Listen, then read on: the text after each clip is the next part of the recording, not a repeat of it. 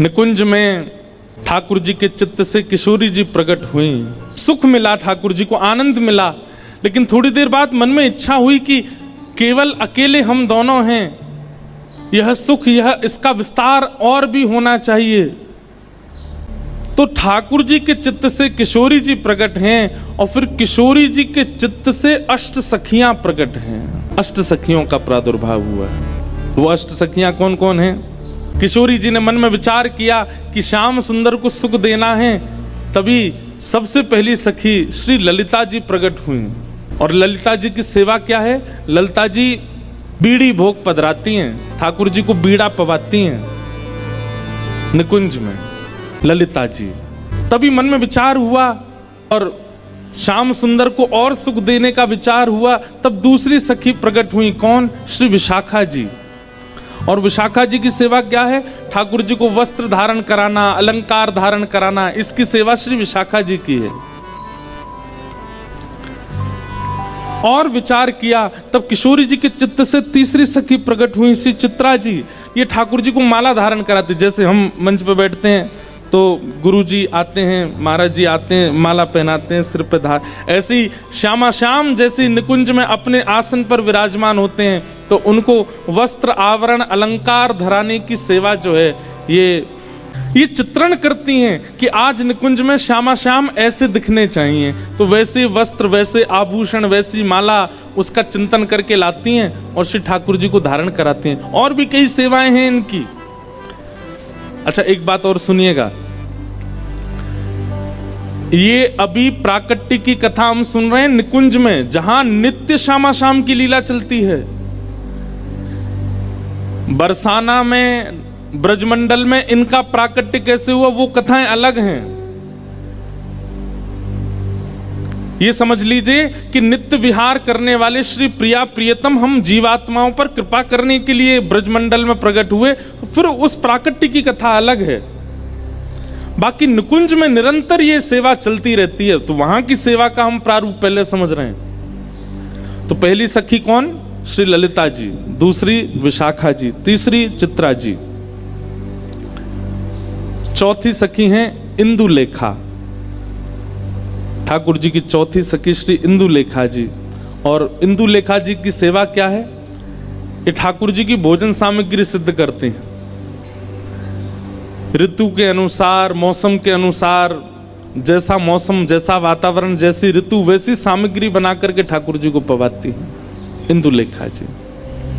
फिर किशोरी जी ने चिंतन किया, तब उनके चित्त से पांचवी सखी श्री रंग देवी जी प्रकट हुई। और रंग देवी जी की सेवा क्या है? प्रिया प्रियतम दोनों जब सेज पर विराजमान हो जाते हैं, तब उनकी सुंदर पत्रावली बनाना। आज ऐसे पत्रावली बनेगी, आज मयूर बनेंगे गाल पर, आज सुंदर सुंदर ऐसे गोल गोल कुंड जैसे बनेंगे, आज ऐसे केसर के चंदन आएंगे। आज शीतकाल ज्यादा है तो केसर का चंदन नहीं लगेगा। आज ठाकुर जी को अन्य सामग्री, मतलब रूप के श्रृंगार की सेवा श्री रंग देवी जी की है।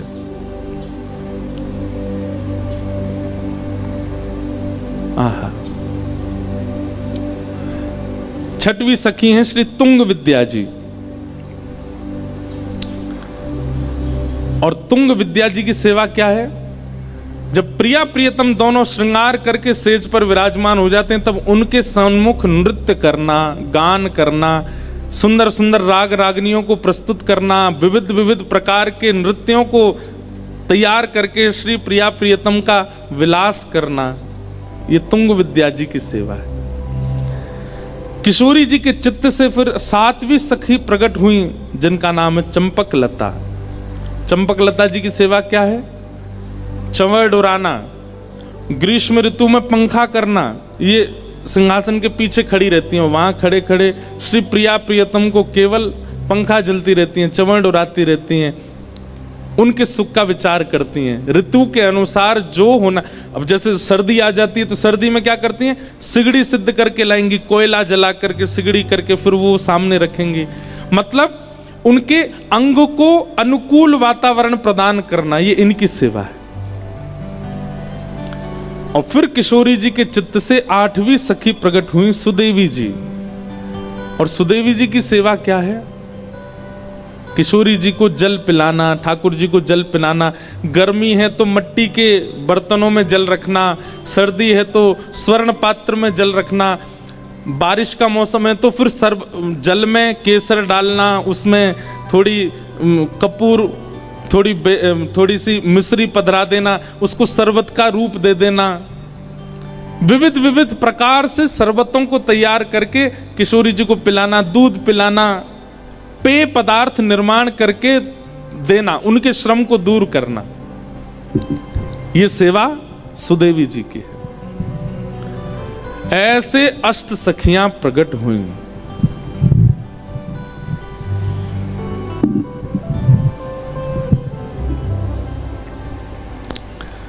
ये अष्ट सखियां प्रकट हुई।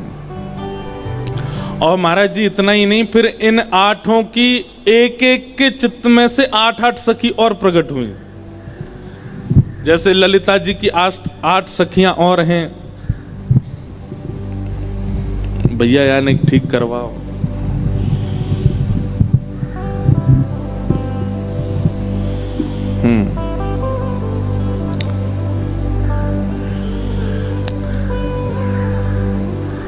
ललिता जी, विशाखा जी, चित्रा जी, इंदु जी, रंग देवी जी, तुंग विद्या जी, चंपकलता जी और सुदेवी जी, ये अष्ट सखियां हैं ठाकुर जी की। ये सब कहां से प्रकट हुई? किशोरी जी के चित्त से इनका प्रादुर्भाव हुआ। अब इसकी मूल बात को मत भूलिएगा। ये सब हैं कौन? श्री राधा रानी से लेकर के सुदेवी तक, ये सब ठाकुर जी की स्वरूप शक्ति है। और इस स्वरूप शक्ति का प्रादुर्भाव आह्लादनीय शक्ति से हुआ। स्वरूप शक्ति की भी 3 शक्तियां, जिनमें 2 सबके लिए हैं और एक ठाकुर जी के अपने सुख के लिए है, अपने आनंद के लिए है, अपने विलास के लिए है। और उस आह्लादनीय शक्ति में से श्री किशोरी जी और अष्ट सखियां प्रकट हो गए। इसलिए किशोरी जी ठाकुर जी से विलग नहीं है, किशोरी जी ठाकुर जी से अलग नहीं। अब है गयो, अब रख दो, अब गिरे को तो ले लेंगे। हाँ, ठाकुर जी से विलग नहीं, ये एक ही है। एक अष्ट सखियों का बहुत सुंदर पद है। इन अष्ट सखियों की भी चर्चाएं हम सुनेंगे, इनके बालपन की कथा लीला। अष्ट सखियों को प्रणाम करो, क्योंकि श्री जी की सेवा में हम प्रवेश करें उससे पहले सखियों का आवाहन कर लें कि वे आकर के व्यवस्थित करें इस संपूर्ण सेवा को।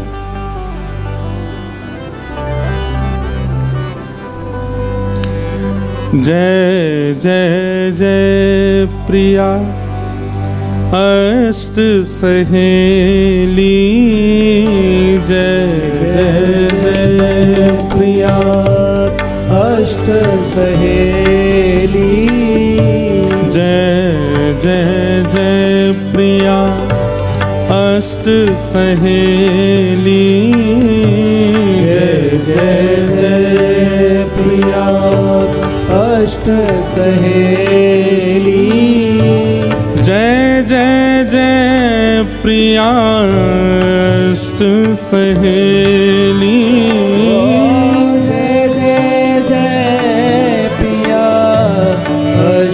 सहेली। हाँ, जय जय जय प्रिया अष्ट सहेली, जय जय जय प्रिया अष्ट सहेली, जय जय जय प्रिया अष्ट सहेली, जय जय जय प्रिया अष्ट सहेली, जय जय जय प्रिया अष्ट सहेली, जय जय जय प्रिया अष्ट सहेली। हाँ, जय जय जय प्रिया अष्ट सहेली, जय जय जय प्रिया सहेली। जय जय जय प्रियाष्ट सहेली। जय जय जय प्रिया अष्ट सहेली। जय जय जय प्रियाष्ट सहेली। जय जय जय प्रियाष्ट सहेली। ओ जय जय जय प्रियाष्ट सहेली। जय जय जय प्रियाष्ट सहेली। ये अष्ट सहेलियां हैं किशोरी जी की, ललिता, विशाखा, चित्रा, इंदु, रंग देवी, तुंग विद्या, चंपक लता और सुदेवी। इन सब का प्रादुर्भाव किशोरी जी के चित्त से हुआ। ये निकुंज की लीला है। फिर इन्हीं में 8 मंजरियां प्रकट हुई जो कि गौड़िया वैष्णव संप्रदाय की मुख्य मानी जाती हैं। जैसे हमारे यहाँ हमारे हरिवंशियों में, हरदासियों में सखियां प्रधान हैं, सहचरियां प्रधान हैं। ऐसे ही गौड़िया वैष्णव संप्रदाय में वहाँ मंजरियां प्रधान हैं। तो वहाँ रूप मंजरी, लवंग मंजरी, तुलसी मंजरी, मंजू लाली मंजरी, गुंज मंजरी, विलास मंजरी, रस मंजरी, ये 8 मंजरियां प्रकट होती हैं किशोरी जी के चित्त से, और फिर वो सेवा करती हैं ठाकुर जी की। तो ये निकुंज का स्वरूप है। निकुंज में इस प्रकार श्री जी ठाकुर जी से प्रकट होती हैं और श्री जी से सब सखियां प्रकट होती हैं। और किसके लिए? केवल ठाकुर जी को सुख विलास देने के लिए, आनंदित करने के लिए।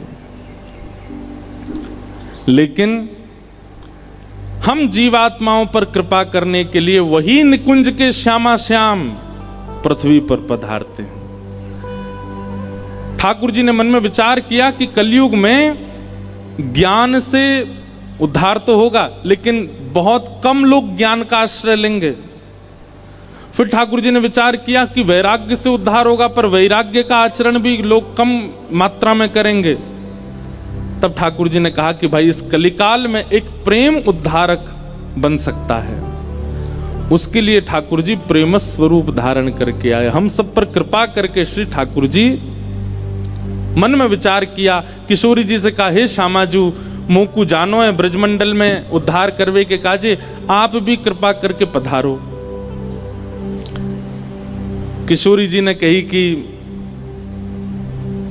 यत्र वृंदावनम नास्ति यत्र नो यमुना नदी, यत्र गोवर्धनम नास्ति तत्र नो रमते मनः। जहां वृंदावन नहीं, गोवर्धन नहीं और यमुना जी नहीं, यहां मेरा मन नहीं लगता। तब ठाकुर जी बोले, ठीक है, आपकी इच्छा के लिए, आपकी इच्छा की पूर्ति के लिए मैं इन तीनों को निकुंज से नीचे ले चलता हूं। तो वृंदावन, गोवर्धन और श्री यमुना जी ये तीनों पृथ्वी पर नहीं थे। इनको ठाकुर जी श्री जी के प्रकट की शर्त पर लेकर के आए, क्योंकि श्री जी इसी शर्त से आएंगी कि ये तीनों हों। इसीलिए हमने गाया, श्यामा हृदय कमल सो प्रगटो, श्याम हृदय को भाई वृंदावन प्यारो। वृंदावन ब्रह्मा की कृति नहीं है, किशोरी जी की कृति है। गोवर्धन ब्रह्मा की कृति नहीं है, किशोरी जी ने बनाया है। और श्री यमुना जी, ये तो किशोरी जी और ठाकुर जी जब नृत्य करते हैं, निकुंज में विलास करते हैं, तो उनके अंग का श्रम जल ही श्री यमुना जी बनकर के बहने लगता है। तीनों को ठाकुर जी लेकर के पृथ्वी पर आए और किशोरी जी से कहा, अब आप भी कृपा करो। किशोरी जी बोली, पहले आप प्रकट है जाओ, फिर हम आएंगे। अब देखो यहां पर भी 2 पक्ष हैं। कई जगह ऐसी मान्यता है कि किशोरी जी 1 वर्ष बड़ी हैं ठाकुर जी से, और कई जगह ऐसी मान्यता है कि किशोरी जी 1 वर्ष छोटी हैं, 1 वर्ष 1 महीना छोटी हैं ठाकुर जी से। अब इसमें भी यह है कि हमारे ब्रज के रसिक जन अपने मनोभाव से इस भाव को स्वीकार करते हैं। अब जैसे गौड़िया परंपरा में आप सुनेंगे तो वहां किशोरी जी को छोटा मानते हैं, लाल जी से छोटी हैं। किशोरी जी। पर हमारे ब्रज की कई बधाइयाँ ऐसी हैं, उन बधाइयों को अगर प्रमाण माने तो उन बधाइयों में ठाकुर जी का जन्म हो रहा है और किशोरी जी मैया की गोद में बैठ कर के आई हैं लाला को देखने के लिए। तो उन बधाइयों के अनुसार किशोरी जी बड़ी हैं ठाकुर जी से। पर अब बड़ी हों चाहे छोटी हों, हमारे लिए तो किशोरी जी हैं। तो जिस भी भाव में हैं वो हम स्वीकार करते हैं।